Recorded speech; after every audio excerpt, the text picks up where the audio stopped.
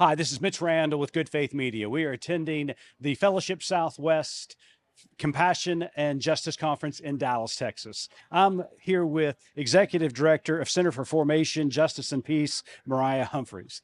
Mariah, it's great to have you with us today. Thank you. Thank you. Well, congratulations on the presentation. And I'm really excited about this interview because you and I share a heritage together. Yeah, we are both.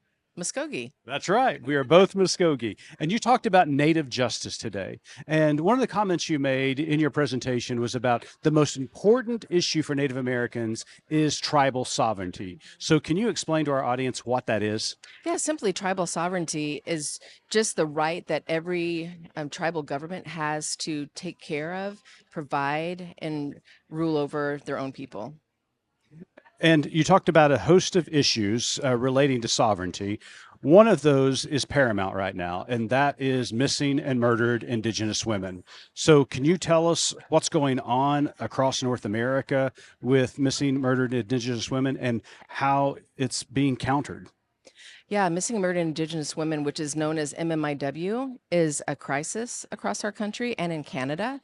And it's something that is both historic and current when it comes to violence against women and people in general. And it's across the board with Native American people, but specifically with women and girls and Two-Spirit. And I think it's something that the U.S. is beginning to take on because we're pushing forward for our own people by having acts passed and having some legality behind some actions that are being taken. But it's something that is really needed in we're underrepresented statistically in research, in any of the stats that come out, we're underrepresented there.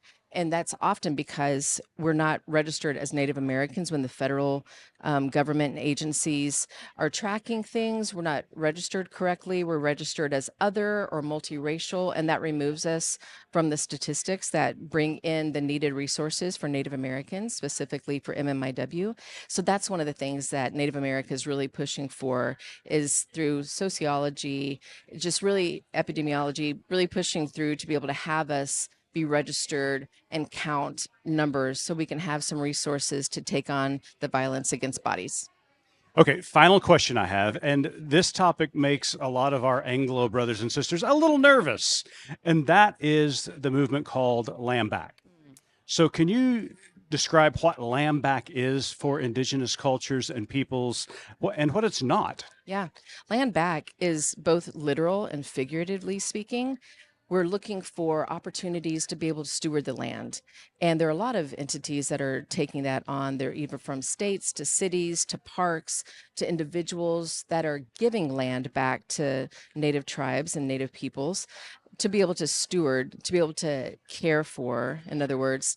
But it's also figurative. So we're looking for ways for us to kind of correct history and correct some things that have been taken away. So we're looking for artifacts and remains to be brought back to tribal countries or tribal land and tribal people. We're looking for things to be accurately portrayed for Native Americans, whether it's historic markers, whether it's names, titles, whatever it might be. We're just looking for ways to have that respect and have that accuracy put back. Well, in our language, Mado. Moto. Absolutely. Good Faith Media in Dallas, Texas. There's always more to tell.